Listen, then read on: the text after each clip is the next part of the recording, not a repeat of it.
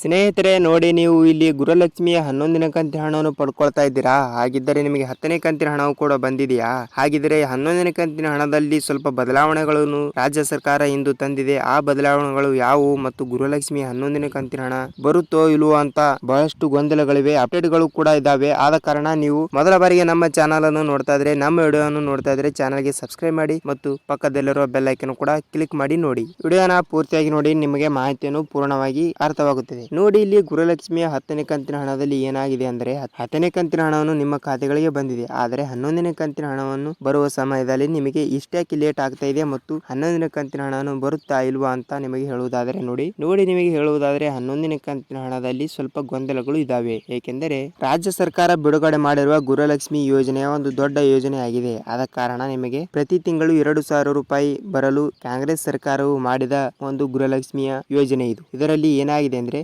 Ration ಕಾರ್ಡ್ಗಳು ಇದ್ದವರು ಮಾತ್ರ ಅರ್ಜಿಯನ್ನು ಸಲ್ಲಿಸಬೇಕಿತ್ತು. ಹಾಗಿದ್ದರೆ ಏನಾಗಿದೆ ಅಂತ ಹೇಳುವುದಾದರೆ ನೋಡಿ ಇಲ್ಲಿ ನಿಮಗೆ ರೇಷನ್ ಕಾರ್ಡ್ಗಳು ಬಡತನ ರೇಖೆಗಿಂತ ಕೆಳಗೆ ಇದ್ದವರು ಕೂಡ ತೆಗೆಸಿದ್ದಾರೆ. ಅವರಿಗೆ ಈ ಗೃಹಲಕ್ಷ್ಮಿ ಯೋಜನೆಯು ಅವರಿಗೆ ಅಮೂಲ್ಯವಾದುದು. ಏಕೆಂದ್ರೆ ಈಗ ಸರ್ಕಾರದವರು 2,000 ರೂಪಾಯಿ ಕೊಡ್ತಿದ್ದಾರೆ ಅಂತ ಈಗ ಫೇಕ್ ಅಪ್ಲಿಕೇಶನ್ ಗಳನ್ನು ಕೂಡ ಜಾರಿಗೆ ಬಂದಿವೆ. ಅದನ್ನು ಈಗ ರಾಜ್ಯ ಸರ್ಕಾರಕ್ಕೆ ಗೊತ್ತಾಗಿದೆ. ಆದ ಕಾರಣ ಯಾರು ಬಡತನ ರೇಖೆಗಿಂತ ಹೆಚ್ಚಿನ ಮೇಲೆ ಇರುತ್ತಾರೋ ಅವರು ಕೂಡ ರೇಷನ್ ಕಾರ್ಡ್ಗಳನ್ನು ಇದಾವೆ. ಆದ ಕಾರಣ ಅವರು ಕೂಡ ಗೃಹಲಕ್ಷ್ಮಿಯ 2,000 ರೂಪಾಯಿ ಹಣವನ್ನು ಪಡೆದುಕೊಂಡಿದ್ದಾರೆ. ಆದ ಕಾರಣ ಈಗ ಎಲ್ಲರ ರೇಷನ್ ಕಾರ್ಡ್ಗಳನ್ನು ರಾಜ್ಯ ಸರ್ಕಾರ ಇಂದು ಚೆಕ್ ಮಾಡಿ ಎಲ್ಲರ ರೇಷನ್ ಕಾರ್ಡ್ಗಳನ್ನು ಚೆಕ್ ಮಾಡಿ ಇದೀಗ ಬಡತನ ರೇಖೆಗಿಂತ ಕೆಳಗೆ ಇದ್ದವರನ್ನು ಇಷ್ಟೇ ತೆಗೆದುಕೊಂಡು ಬೇರೆಯವರನ್ನು ರದ್ದು ಮಾಡುವ ಕಾರ್ಯಾಚರಣೆ 11ನೇ ಕಂತಿನ ಹಣದಲ್ಲಿ ಸ್ವಲ್ಪ ತಂದಿದೆ. ಅದಕ್ಕಾಗಿ ಗೃಹಲಕ್ಷ್ಮಿಯ 11ನೇ ಕಂತಿನ ಹಣದಲ್ಲಿ ನಿಮಗೆ ಈ ತಿಂಗಳು ಗೃಹಲಕ್ಷ್ಮಿಯ 2,000 ರೂಪಾಯಿ ಅಂದ್ರೆ ಗೃಹಲಕ್ಷ್ಮಿಯ 11ನೇ ಕಂತಿನ ಹಣ 2,000 ರೂಪಾಯಿ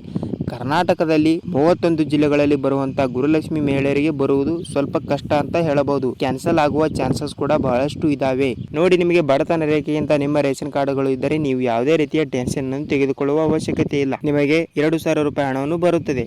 ಇದು ಯಾರಿಗೆ ಕ್ಯಾನ್ಸಲ್ ಆಗುತ್ತದೆ ಅಂದರೆ ಯಾರು ಫೇಕ್ ರೇಷನ್ ಕಾರ್ಡ್ಗಳನ್ನು ಮಾಡಿಸಿಕೊಂಡಿರುತ್ತಾರೋ ಮತ್ತು 4 ವೀಲರ್ ವಾಹನಗಳು ಇದ್ದರೂ ಕೂಡ ಅವರಿಗೆ ವೈಟ್ ಬೋರ್ಡ್ ವಾಹನ ಇದ್ದರೂ ಕೂಡ ಅವರು ರೇಷನ್ ಕಾರ್ಡ್ಗಳು ಮಾಡಿಕೊಂಡಿದ್ದರೆ ರೇಷನ್ ಕಾರ್ಡ್ಗಳು ಮಾಡಿಕೊಂಡು ಗೃಹಲಕ್ಷ್ಮಿಯ ಹಣವನ್ನು ಪಡೆದುಕೊಳ್ಳುತ್ತಿದ್ದರೆ ಅವರಿಗೆ ಕ್ಯಾನ್ಸಲ್ ಆಗುವ. ನೀವು 11ನೇ ಕಂತಿನ ಹಣವನ್ನು ಪಡೆದುಕೊಳ್ಳುತ್ತಿದ್ದರೆ ನಿಮಗೆ ಹಣವನ್ನು ಬರುವುದಿಲ್ಲ. ಯಾರು ಬಡತನ ರೇಖೆಗಿಂತ ಕೆಳಗಿರುತ್ತಾರೋ ಅವರಿಗೆ ಹಣವನ್ನು ಮಾತ್ರ ಬರುತ್ತದೆ. ನೋಡಿ, ಇದಿಷ್ಟು ಈ ದಿನದ ನಿಮಗೆ ಅಪ್ಡೇಟ್ ಆಗಿದೆ. ನಿಮಗೆ ಇದೇ ತರ ಗೃಹಲಕ್ಷ್ಮಿ ಆಗಲಿ, ಅನ್ನಭಾಗ್ಯ ಆಗಲಿ ಮತ್ತು ಸರ್ಕಾರದ ಎಲ್ಲಾ ಸೌಲಭ್ಯಗಳನ್ನು ಮಾಹಿತಿಯನ್ನು ಬೇಕಾದರೆ ನಮ್ಮ ಚಾನಲ್ ಅನ್ನು ಸಬ್ಸ್ಕ್ರೈಬ್ ಮಾಡಿ ಮತ್ತು ವಿಡಿಯೋನ ಪೂರ್ತಿಯಾಗಿ ನೋಡಿ. ಪ್ರತಿಯೊಂದು ವಿಡಿಯೋನು ನಿಮಗೆ ಇಂಪಾರ್ಟೆಂಟ್ ಅಂತಾನೆ ಹೇಳ್ಬೋದು. ಏಕೆಂದರೆ ನೀವು ಮೊದಲ ಬಾರಿಗೆ ವಿಡಿಯೋನ ನೋಡ್ತಾ ಇದ್ರೆ ಚಾನಲ್ಗೆ ಸಬ್ಸ್ಕ್ರೈಬ್ ಮಾಡಿ, ಒಂದೇ ಒಂದು ಲೈಕ್ ಮಾಡಿ. ಏಕೆಂದರೆ ನಿಮ್ಮ ಒಂದು ಲೈಕ್ ನಮ್ಮ ಚಾನಲ್ಗೆ ಬಹಳಷ್ಟು ಹೆಲ್ಪ್ ಆಗಿರುತ್ತದೆ ಮತ್ತು ನಿಮ್ಮಲ್ಲಿ ಫ್ರೆಂಡ್ಸ್ ಅಂಡ್ ಫ್ಯಾಮಿಲಿಗೂ ನೀವು ವಿಡಿಯೋನ ಶೇರ್ ಮಾಡಿ, ಅವರಿಗೂ ಕೂಡ ಅರ್ಥವಾಗುತ್ತದೆ. ನೋಡಿ, ಇದಿಷ್ಟು ಈ ದಿನದ ವಿಡಿಯೋ. ಮತ್ತೊಂದು ವಿಡಿಯೋದಲ್ಲಿ ಮತ್ತೊಂದು ಟಾಪಿಕ್ ಜೊತೆಗೆ ಸಿಗೋಣ ಸ್ನೇಹಿತರೆ. ನಮಸ್ಕಾರ.